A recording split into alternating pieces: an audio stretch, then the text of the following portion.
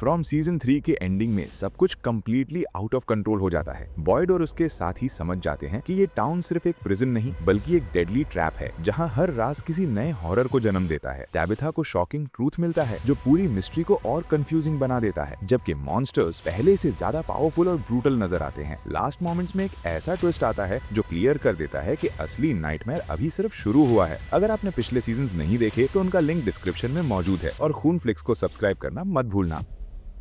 कहानी की शुरुआत ओल्ड मैन के जिम मैथ्यूज को मारने से होती है। जिम के मरने से पहले ओल्ड मैन उससे पूछता है कि वो कब समझेगा कि वो स्टोरी को चेंज नहीं कर सकता, और अफसोस की बात है कि वो नेक्स्ट पार्ट के लिए जिंदा नहीं होगा क्योंकि नेक्स्ट पार्ट उसका फेवरेट है। दूसरी तरफ एक पास्टर को रोड पर मौजूद ट्री के पास पहुंचते हुए दिखाया जाता है। फातिमा कैनी और एलिस को बताती है कि जंगल में जो चीजें थी वो कभी इंसान थे जब तक उन्हें किसी खौफनाक चीज के साथ बार्गेन करने पर मजबूर नहीं किया गया। वो कहती है कि उसने बस इतना ही देखा और फ्रस्ट्रेट हो जाती है। एलिस उसे कहता है कि हमें यहाँ से निकलना होगा। फातिमा पूछती है बॉयड स्टीवंस कहाँ है, क्योंकि हम उसके बिना नहीं जा सकते। एलिस कहता है हमें जाना होगा और फातिमा को उठाता है। कैनी लैंटर्न उठाता है और सेलर के अंदर बॉयड को ढूंढने चला जाता है। ज्यादा देर नहीं लगती और उसका सामना बॉयड से हो जाता है। बॉयड उसे पकड़ कर कहता है कि हमें यहाँ से निकलना होगा। कुछ सेकंड्स बाद स्माइली सामने आ जाता है और कैनी को हेलो कहता है। बॉयड और कैनी फौरन सेलर से बाहर भागते हैं। बाहर आने के बाद कैनी कहता है हमने उसे जला दिया था। बॉयड कहता है मुझे पता है, वो बेबी के रूप में वापस आ गया। कैनी पूछता है क्या फातिमा ने उस चीज को जन्म दिया था। बॉयड कहता है हाँ। डोना सारा मायर से पूछती है क्या उसने बॉयड के बारे में कुछ सुना। सारा कहती है लोग वापस आना शुरू हो गए हैं इसलिए मुझे जाना चाहिए। डोना कहती है शायद यही बेटर है। क्रिस्टी पूछती है क्या हो रहा है। डोना उसे अंदर बुलाती है और एल्जिन के पास ले जाती है। क्रिस्टी पूछती है इसके साथ क्या हुआ। डोना कहती है सारा ने स्क्रू ड्राइवर से इसकी आंख निकाल दी, उसके पास वजह थी। क्रिस्टी कहती है वो अपनी पूरी कोशिश करेगी उसे स्टिच करने की। फिर पूछती है दोबारा क्या हुआ था। डोना कहती है वो बाद में समझाएगी। क्लैरा दरवाजे पर आती है और डोना को बताती है कि एलिस और फातिमा आखिरकार वापस आ रहे हैं। जिम को मारने वाला आदमी जंगल में जाता है और एक सूटकेस निकालता है, लगता है वो कपड़े बदल रहा है। फिर सीन बॉयड और कैनी पर शिफ्ट होता है। कैनी बॉयड से पूछता है वो क्या कर रहे हैं। बॉयड फ्लोर के अंदर छुपी जगह से एक टिन बॉक्स निकालता है। कैनी पूछता है ये क्या है। बॉयड कुछ नहीं कहता लेकिन बॉक्स खोलकर उसमें से कई बुलेट्स निकालता है। कैनी दोबारा पूछता है वो क्या कर रहा है। बॉयड आखिर बोलता है और कहता है ये हर गन के बुलेट्स हैं जो यहाँ आई थी। मुझे इंश्योर करना है कि अगर सिचुएशन बिगड़ जाए तो हमारे पास इनफ हो। कैनी पूछता है किस चीज के लिए इनफ। बॉयड कहता है मुझे पता करना होगा कि हम कितने लोग हैं। कैनी उससे कहता है कि वो रुक जाए। बॉयड कहता है हमें एक जीत मिली थी लेकिन अब हमें पता चल गया है कि उन चीजों के अगेंस्ट फाइट बैक करने का कोई तरीका नहीं। एक दिन आ सकता है जब वो हमारे लिए आएंगे और सिर्फ एक चीज हम डिसाइड कर सकते हैं कि हम कैसे जाएंगे। बॉयड कहता है मुझे बस इंश्योर करना है कि इनफ हो। केनी कहता है 47 मैंने काउंट किया था जब हम टिली के बारे में इंटरव्यूज कर रहे थे। एल्जन क्रिस्टी से कहता है तुम्हें लगता होगा मैं बहुत बुरा इंसान हूँ। वो कहती है एक वक्त पर शायद लगता था। वो पूछता है और अब। वो कहती है अब मुझे लगता है ये जगह लोगों से बुरी चीजें करवाती है। क्रिस्टी पिराकोस्टा से एल्जन का सर पकड़ने में हेल्प मांगती है। एल्जन कहता है हमें फातिमा की बेबी होने के बाद यहाँ से चले जाना चाहिए था। अब जब वो वापस आ गई है शायद जाने का वक्त आ गया है। क्रिस्टी कहती है किसी चीज ने तुमसे झूठ बोला, तुम पहले नहीं हो जिसके साथ ये हुआ है और ना ये आखिरी हो गया। फिर क्रिस्टी उसकी आंख स्टिच करती है। तबिता मैथ्यूज टाउन में वापस आती है और जूली मैथ्यूज और ईथन मैथ्यूज से मिलती है। वो पूछती है जिम कहाँ है। जूली कहती है मुझे लगा वो आपके साथ थे। कुछ ही सेकंड्स बाद एक कार तेज रफ्तारी से टाउन में आती है और पुलिस स्टेशन में क्रैश कर जाती है। तबिता, बॉयड और कैनी फौरन एक्शन में आ जाते हैं। आदमी बेहोश है लेकिन उसकी पल्स स्ट्रॉन्ग है। लेडी पैसेंजर के गले के पास मेटल का पीस फंसा हुआ है। बॉयड एक टाउन्समैन को क्लिनिक जाकर एम्बुलेंस लाने को कहता है। फिर कैनी को शेड से टूल्स लाने को कहता है क्योंकि शायद कार गोर तोड़ना पड़े। तबेता लेडी से उसका नाम पूछती है। वो कहती है सोफिया। थोड़ी मुश्किल के बाद बॉयड और तबेता सोफिया को बिना जख्मी किए कार से बाहर निकाल लेते हैं। कुछ देर बाद एम्बुलेंस आ जाती है और कैनी टूल्स के साथ वापस आता है। बॉयड रैंडल और मारी को सिचुएशन समझाता है और बताता है क्या चाहिए। वो फौरन काम शुरू कर देते हैं। कैनी और बॉयड डोर पर काम करते हैं जबकि मारी सोफिया को चेक करती है। सोफिया उन्हें रोड वाले ट्री के बारे में बताती है और कहती है उसके फादर अजीब आवाज निकालने लगे और कांपने लगे। रैंडल आइडिया देता है कि डोर को विंस से खोला जाए। वो ऐसा करते हैं और आदमी को बाहर निकालते हैं। मारी बॉयड को बताती है कि सोफिया की बातों से लगता है आदमी को सीजर हुआ था। वो कहती है मुझे नहीं लगता ये मेडिकल था। बॉयड पूछता है तुम क्या कह रही हो। वो एल्जन की सीजर का जिक्र करती है जब वो टाउन में आए थे। बॉयड कहता है ईथन और सारा को भी हुआ था लेकिन हम क्या करें। मारी कहती है उसे क्लिनिक ले चलते हैं और उम्मीद करते हैं वो होश में आ जाए। कैनी बॉयड को कहता है कि वो आज रात क्लिनिक में रुकेगा और वैसे भी उसे फातिमा और एलिस से मिलना है। तबेता जूली और ईथन को कहती है कि अंधेरा होने से पहले घर चले जाएं। कैनी सोफिया को मॉन्स्टर और टैलिस्मैन्स के बारे में बताता है। वो इस बात को हैरानी से काफी आसानी से एक्सेप्ट कर लेती है और केनी से पूछती है क्या वो उसके साथ प्रेयर करेगी। वो कहता है मैं रिलीजियस नहीं हूँ। वो कहती है गॉड फिर भी सुनता है। वो केनी के साथ प्रेयर करती है फिर अपने फादर के पास जाकर बैठ जाती है। डोना बॉयड से कहती है बहुत से लोग जानना चाहते हैं कि आज क्या हुआ। वो उसे पास्टर के टाउन में आने के बारे में बताता है। फिर वो एक लंबी रैंट करता है कि कैसे उसे लगता था गुड गाइज जीत सकते हैं जब तक उसने टनल में वो चीज नहीं देखी। फर्क नहीं पड़ता वो क्या करते हैं, वो नहीं जीत सकते। क्रिस्टी उससे कहती कहती है ये वक्त नहीं है खुद पर तरस खाने का। वो कहती है तुम्हारे पास वजहें हैं, लेकिन अगर लोग तुम्हें टूटता हुआ देखेंगे तो लोग खुदकुशी करना शुरू कर देंगे। एलिस बॉयड से अकेले में बात करने को कहता है। एलिस उससे कहता है क्रिस्टी सही कह रही है, तुम वो एक इंसान हो जिसे कोई टूटता हुआ नहीं देख सकता।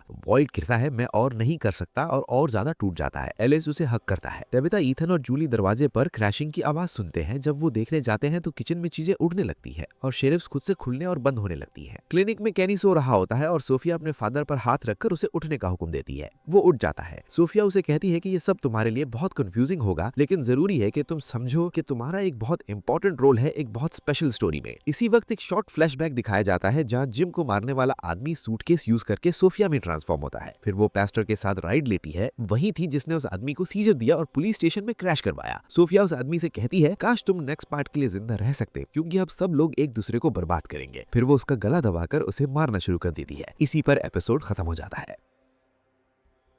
जिम मैथ्यूज की डेथ सिर्फ शॉकिंग नहीं थी, ये फ्रॉम की दुनिया का अब तक का सबसे डेंजरस वार्निंग साइन था। एपिसोड 2 की शुरुआत ही एक डिप्रेसिंग मोमेंट से होती है जब कैनी क्लिनिक में सोफिया को रोता हुआ देखता है। वो उसे फौरन अंदर ले आता है क्योंकि रात के वक्त बाहर रहना यहाँ सुसाइड के बराबर है। लेकिन अंदर आते ही सोफिया वो बात बोल देती है जो पूरे एपिसोड का टोन डार्क बना देती है। उसके फादर मर चुके होते हैं और ऑनेस्टली इस पॉइंट पर लगता है कि एपिसोड ग्रीफ के बारे में होगा, लेकिन शो सिर्फ कुछ मिनट्स बाद प्रूव कर देता है कि असली हॉरर अभी स्टार्ट हुआ है। कॉलोनी हाउस में बॉयड एल्गन को वार्न कर रहा होता है कि फातिमा के साथ जो हुआ उसका सच किसी को पता नहीं चलना चाहिए। यहाँ एक चीज इंस्टेंटली नोटिस होती है, बॉयड मेंटली ब्रेक हो चुका है। वो अब रूल्स फॉलो करने वाला लीडर नहीं रहा, बल्कि सर्वाइवल के लिए किसी को भी थ्रेटन करने को रेडी है। और शायद इसीलिए जब वो मोटेल साइन पर लटकता हुआ एक ब्लड सोक्ड बैग दिखता है, उसके फेस पर जेन्युइन फियर नजर आता है। पूरा टाउन बाहर जमा हो जाता है। ईथन भी फौरन दौड़ता हुआ आता है क्योंकि उसे लगता है कि शायद बैग में जिम है। और शो यहाँ इंटेंशनली व्यूअर्स को टॉर्चर करता है। सस्पेंस इतना मिल्ड होता है कि लगता है अभी जिम की बॉडी रिवील होने वाली है। लेकिन जब बॉयड और जेड बैग खोलते हैं, अंदर एक बुरी तरह कटा हुआ जानवर होता है। एक सेकंड के लिए सब रिलीफ फील करते हैं, सिर्फ एक सेकंड के लिए, क्योंकि उसी वक्त जूली और ईथन बांड पहुंचते हैं और वहां जिम उल्टी तरफ लटका हुआ डेड मिलता है। साथ एक मैसेज लिखा होता है, knowledge comes with a cost. और ये लाइन इस एपिसोड का एक्चुअल हार्ट है। शो बेसिकली कंफर्म कर रहा है कि ये टाउन सिर्फ मॉन्स्टर्स से ऑपरेट नहीं होता, ये जगह एक्टिवली रिएक्ट करती है। जितने ज्यादा लोग आंसर्स के करीब जाते हैं, उतनी ही वायलेंट पनिशमेंट मिलती है। जिम की डेथ रैंडम नहीं थी, ये वार्निंग थी। जिम के मरने के बाद मैथ्यूज फैमिली कंप्लीटली कोलैप्स कर जाती है। ईथन इमोशनल ब्रेकडाउन में घर तोड़ना शुरू कर देता है और टैबिथा पर चिल्लाता है कि वो इस जगह से नफरत करता है। और ऑनेस्टली ये सीन सिर्फ सैडनेस नहीं दिखाता, ये ईथन की इनोसेंस टूटने का मोमेंट है। दूसरी तरफ जेड फाइनली कनेक्ट करता है कि शायद वो और टैबिथा ही इनडायरेक्टली जिम की डेथ के रिस्पॉन्सिबल हैं। उन्होंने मिस्ट्रीज को पुश किया और टाउन ने रिएक्शन दिया। बॉयड भी पहली बार सीरियसली इस थ्योरी को कंसिडर करता है और यहीं पर एपिसोड और टेरिफाइंग बन जाता है। मॉन्स्टर्स को समझना एक चीज है, लेकिन अगर पूरा टाउन कॉन्शियस हो तो फिर एस्केप ऑलमोस्ट इम्पॉसिबल है। इसी बीच सारा और सोफिया की सीन्स थोड़ी इमोशनल ब्रीदिंग स्पेस देते हैं, लेकिन इवन वहां भी सैडनेस प्रेजेंट रहती है। सोफिया जब अबैंडन ग्लासेस पहनती है तो रियलाइज करती है कि ये सब चीजें उन लोगों की थीं जो कभी यहाँ फंसे थे और अब शायद जिंदा भी नहीं। लेकिन एपिसोड का सबसे माइंड ब्लोइंग पार्ट जूली के साथ होता है। वो रैंडल को रूइंस तक ले जाती है क्योंकि उसे लगता है कि वो जगह नॉर्मल रियलिटी से कनेक्टेड नहीं। और जब जूली रूइंस के अंदर एंटर करती है, वो इंस्टेंटली एक डार्क जंगल में ट्रांसपोर्ट हो जाती है। वहां वो जिम, बॉयड और डोना को आरवी के अंदर देखती है। पहले लगता है कि ये विजन है, लेकिन फिर एक क्रीचर जूली को नोटिस कर लेता है और उस पर अटैक करता है। और यहाँ शो एक बहुत डेंजरस इंप्लीकेशन देता है। जूली सिर्फ मेमोरीज नहीं देख रही, वो शायद टाइम या रियलिटी क्रॉस कर रही है। जब वो पैनिक में रैंडल को चिल्लाती है कि उसे बाहर निकालो, रैंडल कुछ नहीं सुन पाता, लेकिन रियल वर्ल्ड में जूली वायलेंटली रिएक्ट कर रही होती है। ये सीन क्वाइटली कंफर्म करता है कि रूइंस इस सीरीज के सबसे इंपॉर्टेंट मिस्ट्रीज में से एक है। इसी दौरान अकोस्टा सीक्रेटली एम्बुलेंस चुराकर टाउन से भागने की कोशिश करती है और ऑनेस्टली उसकी लॉजिक कंप्लीटली इंसेन भी नहीं लगती। उसका मानना है कि यहाँ के लोग मेंटली हार चुके हैं। वो कहती हैं शायद ये लोग एस्केप इसलिए नहीं करते क्योंकि उन्हें लगता है कि वो सफर डिजर्व करते हैं। और स्कैरी बात यह है कि क्रिस्टी भी उसे प्रॉपर जवाब नहीं दे पाती, क्योंकि हर बार जब किसी ने एस्केप करने की कोशिश की, टाउन ने उसे और भी ब्रूटली पनिश किया। लेकिन फिर सिचुएशन और डेंजरस बन जाती है जब वो रोड पर ईथन को देखते हैं। हैं। एम्बुलेंस स्पाइक स्ट्रिप पर क्रैश करती है और बॉयड अकोस्टा को अरेस्ट कर लेता है। लेकिन अब एक और प्रॉब्लम खड़ी हो चुकी होती है। ईथन गायब हो चुका है। एपिसोड की एंडिंग इमोशनली डेवास्टेटिंग है। ईथन आरवी के पास जाता है ताकि रेडियो यूज करके थॉमस को कांटेक्ट कर सके। उसे लगता है शायद थॉमस किसी तरह जिम को ढूंढ लेगा, लेकिन फिर सडनली जिम उसके सामने आ जाता है और ये मोमेंट बहुत अनसेटलिंग फील होता है क्योंकि जिम क्लियरली मर चुका है। दोनों एक दूसरे को हक करते हैं और जिम ईथन को वही लेसन याद दिलाता है जो उसने पहले दिया था। जब बुरी चीजें होती हैं तब हमें एक दूसरे का ख्याल रखना होता है। लेकिन फिर जिम ईथन को एक फाइनल मिशन देता है। उसे लेक ऑफ टीयर्स ढूंढना होगा, वो जगह जो ईथन ने अपनी ड्रीम में देखी थी। और यही एपिसोड खत्म हो जाता है। जिम चला गया, लेकिन उसके लास्ट वर्ड्स शायद इस पूरी सीरीज का बिगेस्ट क्लू बनने वाले हैं, क्योंकि फ्रॉम ने फाइनली हिंट दे दिया है कि सारे आंसर्स शायद लेक ऑफ टीयर्स में छुपे हैं। एपिसोड 3 की शुरुआत फातिमा और एल्गिन से होती है। दोनों कॉलोनी हाउस में चुपकर बात कर रहे होते हैं। एल्गिन फातिमा को वार्निंग देता है, अगर लोगों को असल सच पता चल गया तो सब कुछ और डेंजरस हो जाएगा। फातिमा भी समझ चुकी होती है कि अब उनकी जिंदगी पहले जैसी नहीं रही। एल्गिन गिल्ट में होता है और कहता है शायद वो ठीक रहने डिजर्व ही नहीं करता। लेकिन फिर फातिमा उसे एक ऐसा काम करने को कहती है जो आगे चलकर सबको शॉक करने वाला होता है। दूसरी तरफ बॉयड एक खौफनाक नाइटमेयर से उठता है, जहाँ उसे अपनी डेड वाइफ एबी नजर आती है। उठते ही वो अकोस्टा के पास जाता है और उसे वार्न करता है कि दोबारा अपना कंट्रोल लूज मत करना। लेकिन अकोस्टा की मेंटल स्टेट बहुत बुरी होती है। वो सीधा बॉयड से एक बुलेट मांग लेती है ताकि वो खुद को मार सके। बॉयड ये सुनकर भी शॉक नहीं होता, क्योंकि शायद उसे पता है कि ये जगह धीरे धीरे सबको तोड़ देती है। क्लिनिक में केनी सोफिया के लिए उसके डेड फादर की कुछ चीजें लेकर आता है। सबके जाने के बाद सोफिया अपने फादर के पास अकेली खड़ी होती है और इमोशनल होकर उनसे बात करती है। लेकिन अगले ही सेकंड वो एक क्रीपी काम करती है। वो अपने डेड फादर का टूथ निकाल लेती है। ये सीन क्लियरली दिखाता है कि ये जगह सिर्फ लोगों को नहीं, उनके दिमाग को भी बदल रही है। जेड मीनवाइल बच्चों वाली मिस्टीरियस स्टोरी को सॉल्व करने की कोशिश कर रहा होता है। बॉयड उसके पास आता है तो जेड एक अजीब डिमांड कर देता है। वो एसिड लेना चाहता है। उसे लगता है कि शायद ड्रग्स के थ्रू वो इस जगह की सीक्रेट्स देख सके, बिल्कुल मिरांडा की तरह। बॉयड उसे रोकने की कोशिश करता है, लेकिन जेड आंसर्स के ऑब्सेशन में पागल होता जा रहा होता है। उसके बाद पूरा टाउन जिम मैथ्यूज और पास्टर के फ्यूनरल के लिए जमा हो जाता है। बॉयड स्पीच देना शुरू ही करता है कि अचानक एक क्रो आसमान से गिरता है और फिर हर तरफ क्रोज ही क्रोज नजर आने लगते हैं। उनकी क्रीपी आवाजें पूरे टाउन को डरा देती हैं। ये सीन इतना डिस्टर्बिंग होता है कि सब लोग फौरन डाइनर के अंदर चले जाते हैं। विक्टर ईथन को एक ड्राइंग देता है जिसमें उनकी फैमिली बनी होती है। ईथन कुछ नहीं बोलता, लेकिन फिर वो विक्टर के साथ कॉलोनी हाउस जाना चाहता है। विक्टर उसे प्रॉमिस करता है कि उसके साथ कुछ बुरा नहीं होगा, लेकिन ईथन का दिमाग किसी और ही चीज में उलझा होता है। डाइनर में सोफिया केनी से पूछती है कि यहाँ सब कुछ इतना डेंजरस कब हुआ। केनी बताता है कि मैथ्यूज फैमिली और जेड के आने के बाद चीजें और खराब होने लगी थी। जूली ये बात सुन लेती है और गुस्से में एक्सप्लोड कर देती है। उसे लगता है सब लोग उनकी फैमिली को ब्लेम कर रहे हैं और ऑनेस्टली पहली बार ऐसा लगता है कि शायद मैथ्यूज फैमिली का यहाँ आना सिर्फ एक कोइंसिडेंस नहीं था। दूसरी तरफ एलिस फातिमा को चेयर अप करने की कोशिश करता है, लेकिन जैसे ही वो वहां से जाता है फातिमा दोबारा एल्गिन को देख लेती है। दोनों क्लियरली कोई डेंजरस सीक्रेट हाइड कर रहे होते हैं। विक्टर ईथन को ब्रंडल्स ले जाता है, लेकिन वहां उन्हें जेड सिर्फ अंडरवेयर में पानी पर फ्लोट करता हुआ मिलता है। ईथन तुरंत कह देता है कि ये वो चीज नहीं जो वो ढूंढ रहा था। फिर फाइनली ईथन अपना सीक्रेट रिवील करता है। वो लेक ऑफ टीयर्स को ढूंढना चाहता है। उसका मानना होता है कि ये मैजिकल लेक इंजर्ड लोगों को हील कर सकती है। और सबसे शॉकिंग बात, जिम ने मरने से पहले उसे इस लेक के बारे में बताया था। इसी बीच जूली सीक्रेटली कोलैप्स्ड हाउस की तरफ जा रही होती है ताकि ईथन की बुक्स वापस ला सके। रैंडल उसे रोकता है, लेकिन जब उसे पता चलता है कि जूली की स्ट्रेंज पावर्स का कनेक्शन उन बुक्स से है तो वो उसकी हेल्प करने रेडी हो जाता है। बॉयड मीनवाइल अकोस्टा को एक अंडरग्राउंड स्टोरेज रूम में ले जाता है जो डेड लोगों की चीजों से भरा होता है। वो चाहता है कि अकोस्टा इन चीजों को देखकर समझे कि यहाँ कितने लोग मर चुके हैं। बॉयड इनडायरेक्टली उसे समझा रहा होता है कि अगर वो टूट गई तो वो भी इन्हीं लोगों में शामिल हो जाएगी। तबीता को मीनवाइल लाइट हाउस वाली ड्राइंग में कुछ स्ट्रेंज क्लूज मिलते हैं। वो डिसाइड कर लेती है कि उसे दोबारा लाइट हाउस जाना होगा और इस बार वो बॉटल ट्री यूज करेगी। हेनरी उसे रोकने की बहुत कोशिश करता है क्योंकि पहले भी लोग उस ट्री में जाकर मर चुके हैं, लेकिन तबीता का मानना होता है कि शायद ये ट्री स्पेशली उसके लिए बना है। एलिस मीनवाइल फातिमा को एक जंक यार्ड ले जाता है और उसे बेसबॉल बैट देता है। फातिमा फिर पूरा गुस्सा निकालते हुए चीजें तोड़ना शुरू कर देती है और ऑनेस्टली पहली बार लगता है कि शायद वो थोड़ा बेटर फील कर रही है, लेकिन ये रिलीफ बहुत शॉर्ट होता है। ईथन जेड को लेक ऑफ टीयर्स और जिम के घोस्ट के बारे में बताता है। जेड कंफ्यूज हो जाता है, लेकिन फिर ईथन उसे रेड रॉक्स वाली बात याद दिलाता है। वो सेम रॉक्स जो पहले सिर्फ नाइटमेयर्स लगते थे लेकिन बाद में सच निकले। शायद लेक ऑफ टीयर्स भी रियल हो। इसी वक्त विक्टर को सोफिया के पुराने कपड़े मिलते हैं और एक रो उसके सामने आ जाता है। विक्टर सडनली पैनिक करके भागना शुरू कर देता है। जेड और ईथन भी उसके पीछे भागते हैं। रैंडल कोलैप्स्ड हाउस के अंदर बुक्स ढूंढने में सक्सेसफुल हो जाता है, लेकिन अंदर उसे एक डेड बॉडी भी नजर आती है। सीन और भी क्रीपी तब होता है जब वो बुक्स लेकर बाहर क्रॉल कर रहा होता है और पूरा घर उसके ऊपर गिरने वाला लगता है। कैनी सोफिया को सैरा के घर ले जाता है क्योंकि सोफिया उसके साथ रहना चाहती होती है। सब शॉक्ड होते हैं क्योंकि सैरा का डार्क पास्ट सब जानते हैं, लेकिन सोफिया कहती है कि उसने सैरा में काइंडनेस देखी है। ये लाइन क्लियरली हिंट करती है कि शायद सैरा का रोल अब और इम्पोर्टेंट होने वाला है। दूसरी तरफ एल्किन अपने रूम में मिट्टी का एक स्ट्रेंज माउंट बना रहा होता है। फातिमा उसे देखकर कहती है कि ये सिर्फ शुरुआत है, शायद उन्हें और भी चाहिए होगा। और यहाँ एपिसोड सडनली बहुत डार्क डायरेक्शन में चला जाता है। फाइनली तबीथा और हेनरी बॉटल ट्री तक पहुंच जाते हैं। दोनों आर्ग्यू कर रहे होते हैं कि तबीथा को अंदर जाना चाहिए या नहीं। अचानक बॉय इन व्हाइट नजर आता है, लेकिन इस बार वो पहले जैसा नहीं लग रहा होता। ये उससे पूछती है क्या ट्री उसे लाइट हाउस ले जाएगा। बॉय इन व्हाइट वार्निंग देता है कि वक्त खत्म हो रहा है और अगले ही सेकंड वो गायब हो जाता है। उसी वक्त विक्टर डरा हुआ एक ट्री के पास मिलता है और जेड जमीन पर कुछ अनबिलीवेबल डिस्कवर करता है, मैजिक मशरूम्स। शायद अब जेड सच में अपना डेंजरस एक्सपेरिमेंट करने वाला है। एपिसोड के एंड में बॉयड एबी की ग्रेव पर बैठा होता है। वो कन्फेस करता है कि वो धीरे धीरे बदल रहा है और शायद उसे खुद अपना नया वर्जन पसंद भी नहीं। लेकिन फिर अचानक जमीन के अंदर से एक हाथ निकलता है और बॉयड को नीचे खींचने लगता है। बॉयड मुश्किल से बच पाता है और इसी टेरिफाइंग मोमेंट पर एपिसोड खत्म हो जाता है।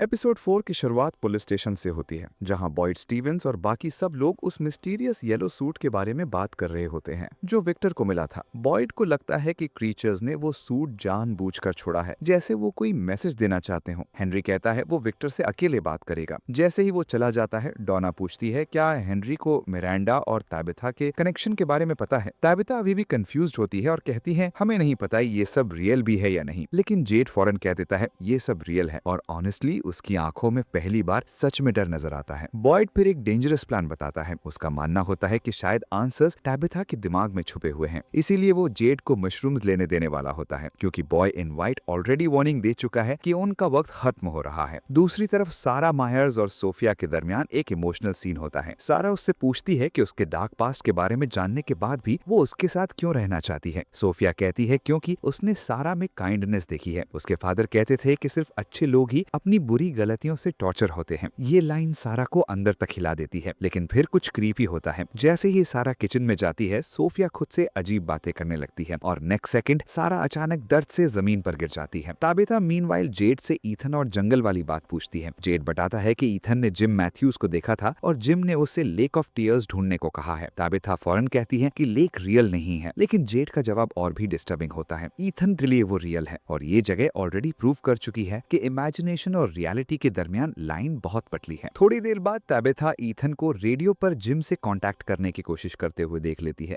ईथन का मानना होता है कि जिम अभी भी कहीं न कहीं यहाँ मौजूद है और जब वो लेक ऑफ टीयर्स ढूंढ लेगा सब प्रूव हो जाएगा। ये सुनकर ताबिथा एक शॉकिंग डिसीजन लेती है। वो ईथन को लेकर सेटलमेंट जाने वाली होती है ताकि लेक को ढूंढ सकें। जूली और रैंडल मीनवाइल ईथन के बुक्स चेक कर रहे होते हैं। उन्हें स्टोरी वॉक ऑफ फ्रेड के बारे में एक क्लू मिलता है जो वो स्टोरी के किसी भी पॉइंट पर वापस जा सकता था। ये क्लू जूली को एक डेंजरस आइडिया देता है, शायद वो भी अपनी पावर्स कंट्रोल कर सकती है। रैंडल को ये बिल्कुल पसंद नहीं आता, लेकिन जूली अब रुकने वाली नहीं होती। सेटलमेंट जाने की तैयारी के दरमियान ताबिथा रैंडल को वार्निंग देती है कि अगर उसने कभी जूली का ट्रस्ट तोड़ा तो वो उसे हर्ट करेगी। रैंडल सरप्राइजिंगली सीरियस होकर कहता है कि वो समझ गया और ऑनेस्टली पहली बार लगता है कि रैंडल सच में चेंज हो रहा है। दूसरी तरफ फातिमा सीक्रेटली एल्गिन के रूम में जाती है। अब वहाँ मिट्टी की 2 स्ट्रेंज माउंट्स बने हुए होते हैं। एल्गिन उसे और हेल्प ऑफर करता है, लेकिन फातिमा कहती है कि अब जो भी करना है उसे खुद करना होगा। ये सीन बहुत ज्यादा अनसेटलिंग फील होता है क्योंकि क्लियरली फातिमा किसी डार्क चीज में और गहरी डूबती जा रही होती है। बॉयड और हेनरी मीनवाइल जंगल में ट्रीज को मेजर कर रहे होते हैं। विक्टर को लगता है कि ट्रीज मूव कर रहे हैं। हेनरी उसे नॉर्मल कॉन्वर्सेशन करने की कोशिश करता है, लेकिन विक्टर सिर्फ मेजरमेंट्स पर फोकस करता रहता है, जैसे उसे किसी इनविजिबल डेंजर का डर हो। इसी बीच केनी कॉलोनी हाउस में सीलिंग से टपकता हुआ पानी नोटिस करता है। जब वो ऊपर चेक करने जाता है, वो फातिमा को मिट्टी पर पानी डालते और उसे शेप देते हुए देख लेता है और यहाँ पहली बार कंफर्म होता है कि फातिमा सच में कुछ बना रही है। बॉयड को मीनवाइल अपनी वाइफ एबी को गोली मारने की टेरिफाइंग मेमोरीज आती हैं, जबकि जेड मशरूम्स के इफेक्ट का वेट कर रहा होता है। लेकिन उनकी अटेंशन तब टूट जाती है जब केनी उन्हें कॉलोनी हाउस बुला लेता है। चर्च में एल्गिन और सारा की कॉन्वर्सेशन और भी क्रीपी हो जाती है। सारा बताती है कि वॉइसेस वापस आ गई हैं और अब वो उसे एक स्ट्रेंज काम करने को कह रही हैं। डाइनर में जाओ, पानी का एक सिप लो और फिर वो पानी पिचर में वापस डाल दो। सारा को डर होता है कि अगर उसने ये नहीं किया तो किसी ऐसे इंसान को नुकसान होगा जिसे वो केयर करती है और ऑनेस्टली ये वार्निंग सच लग रही होती है। बॉयड और जेड जब कॉलोनी हाउस पहुंचते हैं तो फातिमा फाइनली रिवील करती है कि वो क्या बना रही है। वो कहती है, मैं एक मॉन्स्टर बना रही हूँ। ये लाइन सुनकर सब फ्रीज हो जाते हैं। जूली मीनवाइल अपनी स्टोरी वॉकर पावर्स टेस्ट करने रेडी होती है। उसका मानना होता है कि अगर वो एक बुकमार्क बना ले तो स्टोरी के किसी भी पॉइंट पर वापस जा सकती है। रैंडल उसे रोकने की कोशिश करता है लेकिन जूली ऑब्सेस्ड हो चुकी होती है। फातिमा फिर बॉयड को अपनी चाइल्डहुड की स्टोरी सुनाती है और फिर फाइनली रिवील करती है कि वो एक गोलेम बना रही है, एक मिट्टी का प्रोटेक्टर जो फोकलोर में लोगों को ईविल से बचाता है। उसका मानना है कि जो क्रीचर उसके अंदर है वो उसके फियर को एंजॉय करता है, लेकिन गोलेम बनाते वक्त उसे पहली बार लगता है कि वो उसके अगेंस्ट फाइट कर सकती है। बॉयड और केनी दोनों क्लियरली समझ नहीं पा रहे होते कि ये मैडनेस है या सच में होप। सेटलमेंट में डॉना और ताबिथा के दरमियान भी एक इमोशनल सीन होता है। डॉना उसे कहती है कि वो और उसके बच्चे अब उसकी फैमिली हैं और अगर कोई अपनी जान रिस्क पे डालेगा तो वो डॉना होगी, ताबिथा नहीं। ये मोमेंट शॉर्ट होता है लेकिन बहुत पावरफुल फील होता है। इसी वक्त ईथन एक इंजर्ड बर्ड ढूंढ लेता है जिसके विंग टूट चुकी होती है। ईथन इंसिस्ट करता है कि ये बर्ड एक साइन है और अगर लेक ऑफ टीयर्स रियल हुई तो ये बर्ड ठीक हो जाएगा। डाइनर में मीनवाइल सारा फाइनली वॉइसेस की बात मान लेती है। वो पिक्चर से पानी का एक सिप लेती है लेकिन उसे वापस नहीं डालती। कुछ देर बाद सोफिया अचानक चीखने लगती है और कहती है किसी ने उसे पुश किया है। सारा समझ जाती है कि वॉइसेस झूठ नहीं बोल रही थी। वो फौरन वापस डाइनर में जाकर पानी पिक्चर में डाल देती है और फिर चुपचाप बैठकर वेट करने लगती है कि अब क्या होने वाला है। जूली और रैंडल रूइंस में अपनी थ्योरी टेस्ट करते हैं। जूली इस बार डायरेक्टली मैसेकर के बाद वाली जगह पर पहुंच जाती है और वहां उसे येलो सूट वाला आदमी नजर आता है। वो धीरे धीरे उसकी तरफ बढ़ने लगता है। सीन इतना टेरिफाइंग होता है कि रैंडल फौरन जूली को बाहर खींच लेता है। उनका बुकमार्क आइडिया फेल हो जाता है लेकिन अब कंफर्म हो चुका होता है कि येलो सूट वाला आदमी रियल है। विक्टर फिर हेंजली को वो हॉरिफाइंग स्टोरी बताता है कि कैसे येलो सूट वाले आदमी ने मिरांडा को खा लिया था और ऑनेस्टली ये रिवील पूरे एपिसोड का सबसे डिस्टर्बिंग मोमेंट फील होता है। क्लिनिक में सोफिया का आर्म टूट चुका होता है लेकिन वो फिर भी कहती है कि ये सब सिर्फ गॉड का टेस्ट है। वो अब्राहम वाली स्टोरी सुनाती है और उसकी क्रीपी कामनेस सबको अनकंफर्टेबल कर देती है। बॉयड फाइनली फातिमा से पूछता है कि वो गोलेम क्यों बना रही है। फातिमा कहती है कि उसे अब भी वो क्रीचर अपने अंदर फील होता है, जैसे दोनों कनेक्टेड हों। क्रीचर उसके फियर को एंजॉय करता है लेकिन गोलेम बनाते वक्त उसे पहली बार लगता है कि वो उसके अगेंस्ट फाइट कर सकती है। लेकिन फिर एपिसोड के एक और शॉकिंग टर्न लेता है। बॉयड स्टेयर्स पर अपनी डेड वाइफ एबी के वेडिंग रिंग देख लेता है। वो रिंग उठाता है और पुलिस स्टेशन भागता है लेकिन जब वो ओरिजिनल रिंग चेक करता है वो अभी भी वहीं होती है और जो रिंग उसने उठाई थी वो अचानक गायब हो जाती है। एपिसोड के फाइनल मोमेंट्स में ताबिथा और Ethan finally lake of tears पहुंच जाते हैं। ईथन इंजर्ड बर्ड पर लेक का पानी डालता है। इसी वक्त रॉदर लेक के पास जमीन में दबी हुई एक रस्सी नोटिस करता है। जैसे ही वो रस्सी खींचता है लेक के बीच से कुछ अजीब चीज बाहर आने लगती है और इसी टेरिफाइंग क्लिफ हैंगर पर एपिसोड खत्म होता है।